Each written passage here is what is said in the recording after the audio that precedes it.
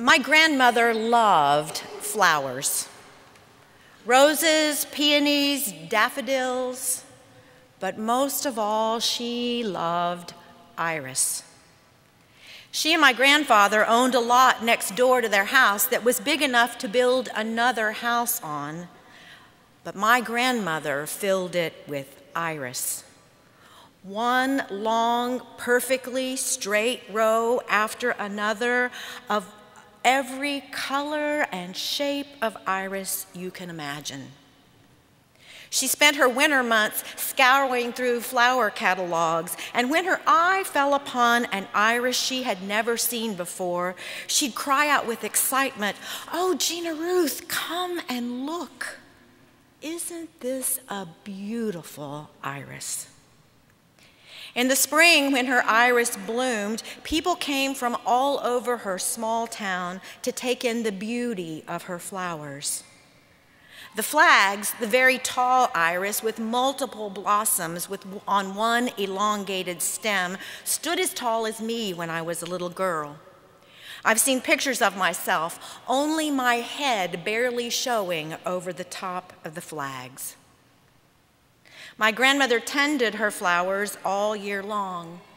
After the blooming season, night after night, when supper was over and the dishes had been washed and put away, she would take her low stool out into the yard and place it down among the rows of flowers, and she would get to work, cutting the leaf blades into the shape of a fan, dividing the thick clumps of iris to share with her friends, pulling weeds, and sometimes attacking them with her cloven weed tool.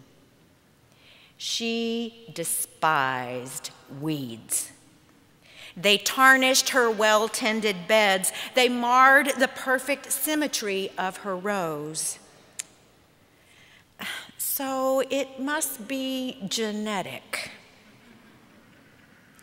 In my neighborhood, everyone knows me as the woman who works in her yard. I like mowing the grass, edging, trimming shrubbery, planting flowers, shaping garden paths. I love yard work.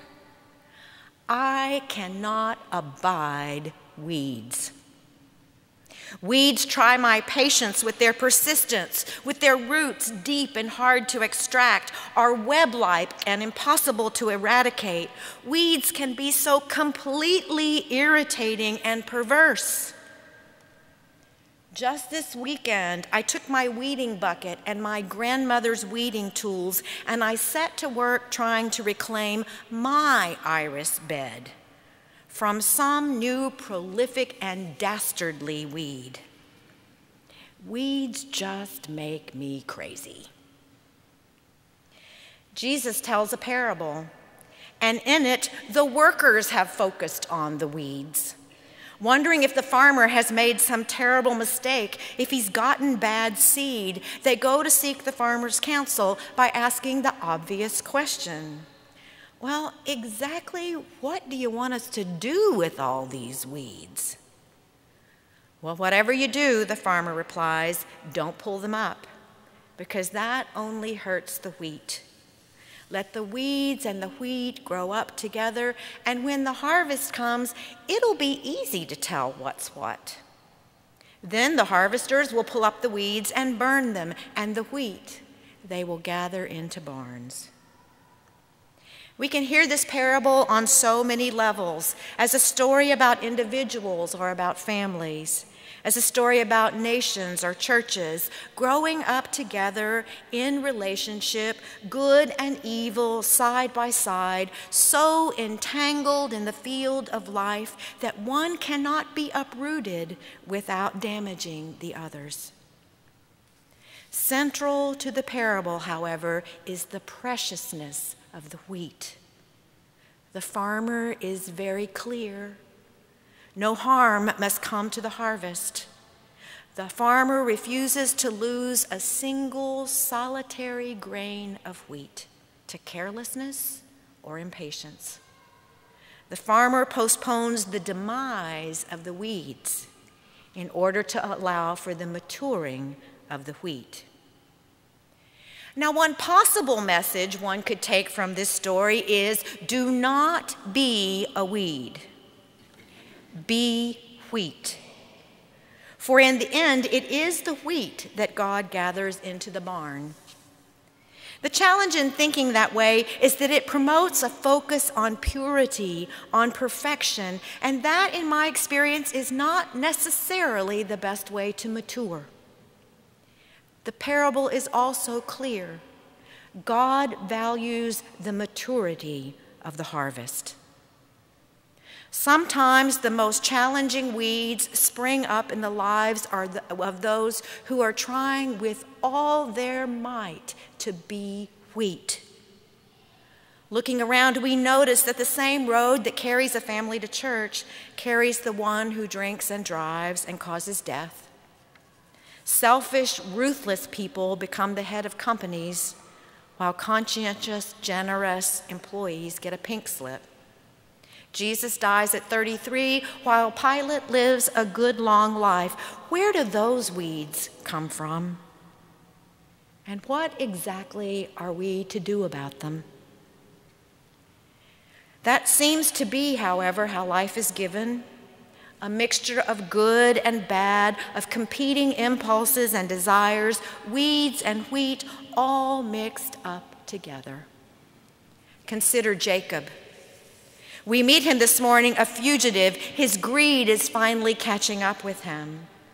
Emerging from the womb, holding onto the heel of his older twin brother Esau, they called him the grasper. The name suits Jacob. Shrewd and cunning and quicker than Esau, Jacob uses his brother's vulnerabilities to steal Esau's rights as the firstborn. Not shy about manipulating his blind and dying father either, Jacob tricks the old man into giving him every penny of Esau's inheritance. Esau is furious. Jacob flees. And when Jacob stops to sleep, God sends this deceitful, deceptive conniver the most remarkable dream. Jacob sees a ladder, one step on earth, one step in heaven, and the messengers of God moving continuously up and down between the two realms. Even Jacob, weed that he is, realizes that God sees in him the germ of wheat. God gives Jacob a promise, and Jacob recognizes with astonishment the sacredness of this moment, the import of God's promise. God and Jacob will tangle again, and yet in this moment, Jacob looks just a little bit like wheat. We live with a willingness to receive from God the wisdom and love and mercy and forgiveness and grace and truth that leads to full and mature living. And at the very same time, we resist and deny and avoid the germ of wheat that God places within us. We protect our inner weeds. We resist maturing. The same heart that seeks love and acceptance withholds affection and intimacy. The same mind that can devise a powerful and healing medicine can also devise a way to cheat on a spouse and lie about it. Life sows weeds and wheat together in our culture, in our churches, in us, and our response is get busy weeding. God counsels patience. Wait, God says. Allow the weeds and the wheat to grow up together, and you just never know what might happen. St. Paul repeatedly begs God to remove the thorny weed from his life. God refuses. Instead, God says, Paul, my grace is all you need. My strength comes into its own in your weakness. Hearing that, says Paul, I quit focusing on my thorny weed and got about the business of maturing. I began to appreciate the gift of the weed. For I consider the sufferings of this present time not worth comparing with the glory about to be revealed. for the creation waits with eager longing for the revealing of the children of God. Apparently, and this is hard for me, apparently weeds have something to teach us. When I moved to Maryland from Texas, I brought some primrose seedlings with me because I love the beauty of those flowers, petals lifted towards the sky, a carpet of pink against a field of green. It irritated me how many weeds, the vetch, the crabgrass, the dandelions, seemed intent on choking the life out of my few tender seedlings. Each year I would go out and pull every weed that dared to grow among my flowers, causing, of course, as much damage to the primroses as to the weeds. The flowers failed to flourish. And then changing my tactics, I allowed the weeds and the flowers to grow up together, and the primroses gained enough strength and maturity to prosper over the weeds. Now they form a lush and beautiful border in the front of my yard that makes me smile every time I see them, so healthy, so strong. It also embarrasses me just a little bit to see them because they remind me of my own willful, impatient weeding. God knew all along what God had in mind for those flowers. And God kept sending me the weeds as teachers. The learning took longer than I care to admit. It called forth patience, discernment, a willingness to see and behave and choose differently. Be patient, my children. Let the weeds and the wheat grow up together until the harvest. Now, by patience, God doesn't mean passivity. Jacob becomes one of the patriarchs of Israel. Paul, a man unsurpassed in zeal for the mission of Christ. God calls us to work in the fields and the yards of life, to plant and feed and water, to tend the promise of life, to nurture the promise of the seed. It is so easy to focus on the stubborn persistence of evil weeds, rather than the slower, deeper, maturing emergence of God's deeper good. Growing older, I realized that my grandmother faced tougher weeds than those that sprung up among her beautiful flowers. And every day, I suspect you, as well as I, meet someone ashamed or guilty or angry or undone by the weeds in their lives. And yet, it seems that wheat-shaped lives grow and mature, at least in part, by the presence and the challenge of weeds. God is always sowing good in our world.